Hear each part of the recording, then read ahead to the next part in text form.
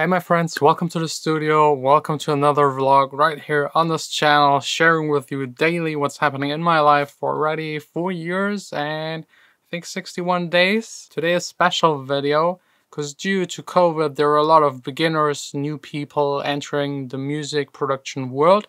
So I would love to address the 10 tips that are essential when you're starting out making music. Take it farther, I'm breathing underwater.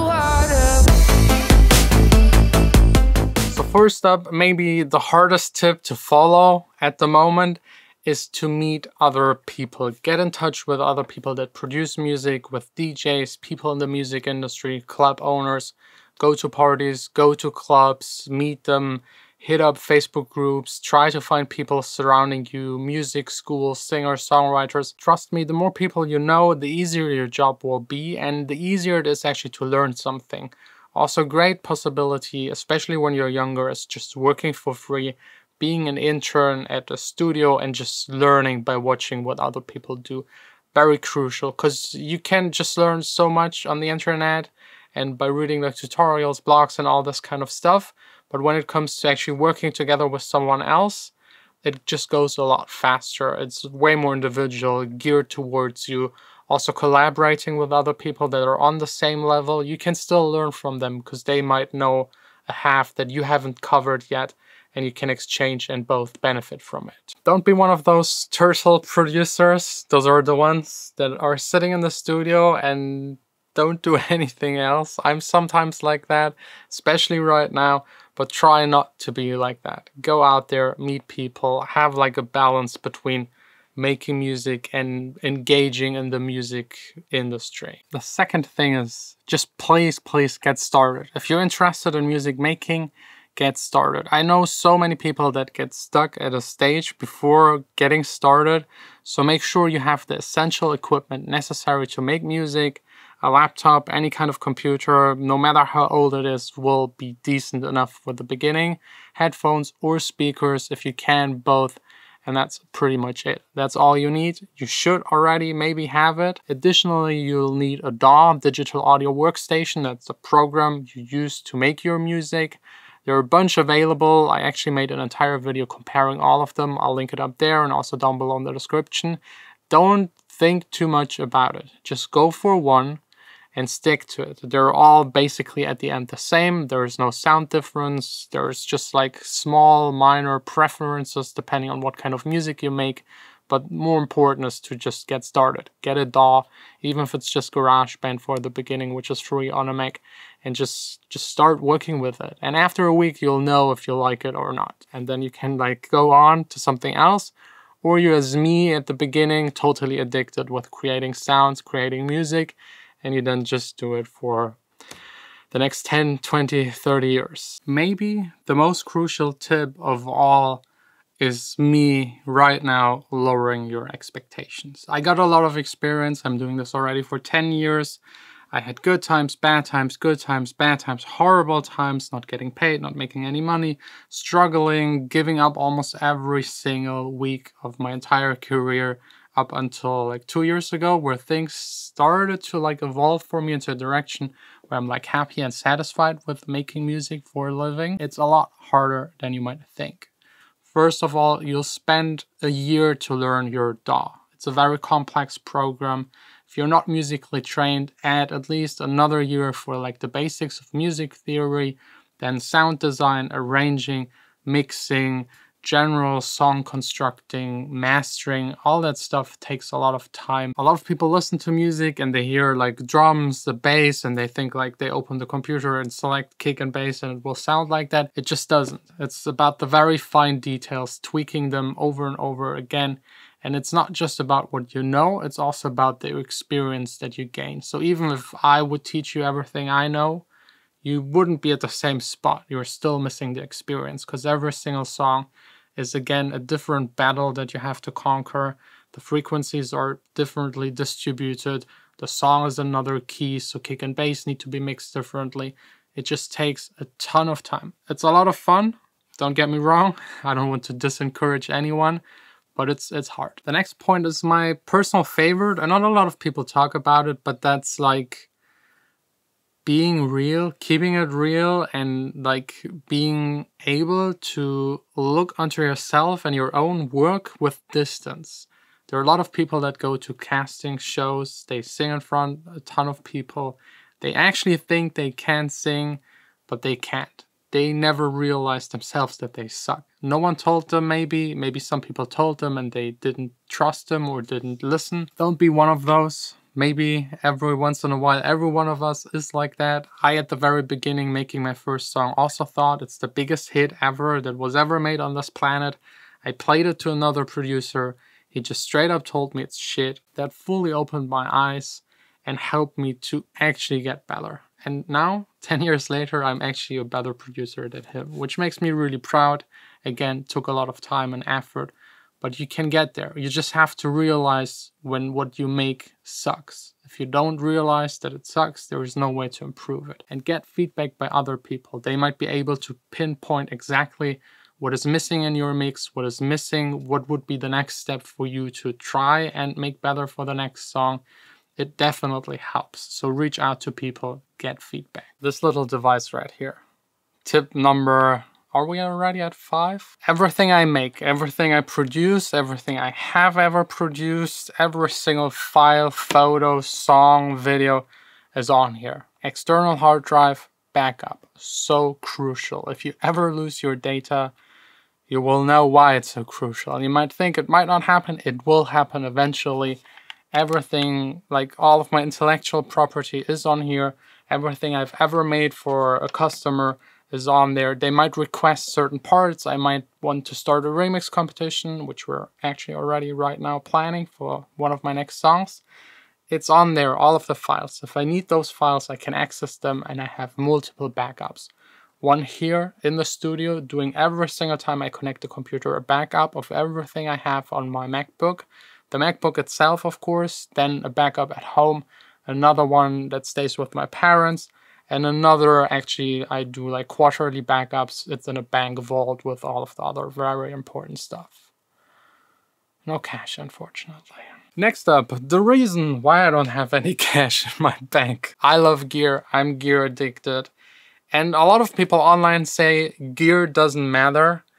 And I'm 100% agreeing. It doesn't matter when you're starting your career. I started with the shittiest equipment you could even think of. Like a very, very old G3 iMac, like 500 megahertz. It didn't even run the program properly. I illegally downloaded it. It didn't have anything in there. Logic 10 years ago was just crap. No plugins, like nothing. The speakers I had were like 15 bucks, computers, speakers with a subwoofer. I mean, who does that? 15 bucks subwoofer. It was horrible.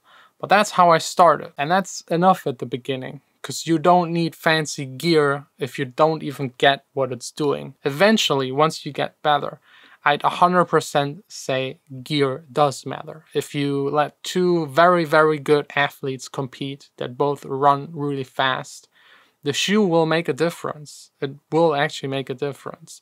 But if someone wants to start running, it doesn't matter. Just run barefoot and just go for it. Same with music making. Just get started. Do it barefoot with nothing, and you'll eventually get there. The very essential equipment is enough to get you started to eventually get there and get that stuff. And once you get there, you should invest it into your company, into your business, into you as a music producer, because these kind of things at the top might be able to separate you from other people that do not invest or stop investing. So certain gear, yes, there's also a lot of bullshit gear out there. Be careful. Test it yourself in your studio and then get it if you actually really need it. Man, those were actually like 5 tips in one. So let's continue. I already said it in the previous tip, but it's so important I have to emphasize it again, and that is your studio and room acoustics. Same as with gear, you don't need it at the beginning. But eventually, especially if you want to mix your own music, you will need an acoustically treated room. This one right here, just started building it like 3 months ago. It's still not finished, ceiling and like coloring the tables and everything. By the way, if you're interested, I'll link down below a playlist, like the entire building process of the studio. It's quite interesting. was also sometimes frustrating, sometimes really rewarding. I'm extremely happy with the result, especially the room acoustics. Like mixing a song in here is just like ear opening. It's so much fun. Next up, the source. What do I mean by the source? It's probably very obvious to most, but then again, a lot forget about it. Your source material is the most important. Let's say you're recording a singer-songwriter. Yes, you can fix the pitch and post and a bunch of other stuff. You can EQ it, you can add reverb, you can like time stretch it and all that stuff. But it will be never perfect. If you want to have perfect material, perfect songs, you need to start perfect at the source. Get a good singer-songwriter, get a good microphone, get good cables, get a good preamp, and then in your computer use plugins that are good. There are bad and good plugins. Test them out for yourself, watch reviews of those plugins. Some are programmed really poorly, they will drain your CPU. Make sure all of these things in line to make at the end your entire song, that they're in check. And a lot of beginners think mastering, because it's the last step, is the most important, but it's the opposite. The first step is the most important, and you're responsible as a producer for all of these steps. And don't blame it on the mastering engineer to rescue your song. That's not possible. He just gets like a single file, then he can tweak a little, compress and EQ and limit, and that's basically it. If you want to have better music, go back to the source. Kick samples in electronic music, very important. Vocals, obviously, very important. Our human ear is just so trained to human voices. Every little mistake is even spotted by someone that doesn't have a clue about music. Next up, organization and keeping everything neat. This is your studio. Keep it clean. My cable mess is just due to me constructing everything. But in the computer, everything is colored. So I know, for example, kick is always blue, red is always the bass. So if I open up another project, I can immediately spot where which element sits. Even if I haven't opened the track for 5 years, I can open it and I immediately know red is the bass. I just have like my own kind of method of coloring things, and you should also do the same. For me, it's usually the lower the frequencies, the more red, and the higher the frequencies, more yellow, and in between green and blue. And then also depending on if it's a light yellow or a bright yellow, it's again higher in the frequencies. That's how I'm organizing within it. Then also all of your plugins, all of your samples, keep them neat and organized, because it's like a time killer, inspiration killer if you want to start making music, and you just have to go through all of these things and organize them.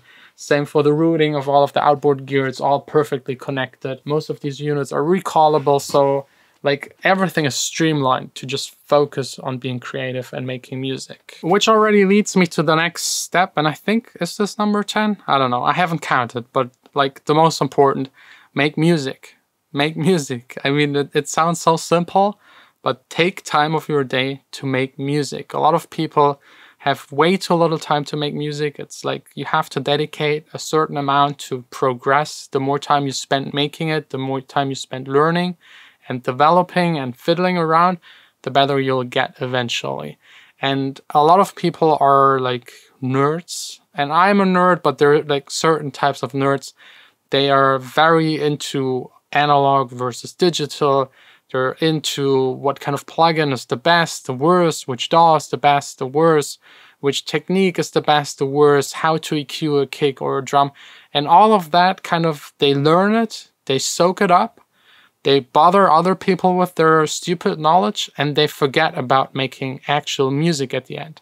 Those type of people are usually the ones that do not have a single release the entire year, because they're just like busy with stupid nonsense stuff surrounding music. Be focused, make music. Because eventually you will only grow as an artist if you release music that people can listen to, like it, be a fan of your music, and then constantly grow over the years. And I think that's it. Did we do 9, 10? I don't know. One bonus tip. Subscribe to this channel. I do this kind of content every single day. You can follow me along building the studio, making my own music, tutorials, tips, and all this kind of stuff. And we'll see us tomorrow back again here in the studio With a bit of luck, studio construction will continue this week. And if you have any other tip that you want to share with the community, just leave a comment down below what you struggled the most with as a beginner and what helped you the most to overcome this kind of problem as a music producer beginner. Thanks for watching. See you tomorrow back again here in the studio.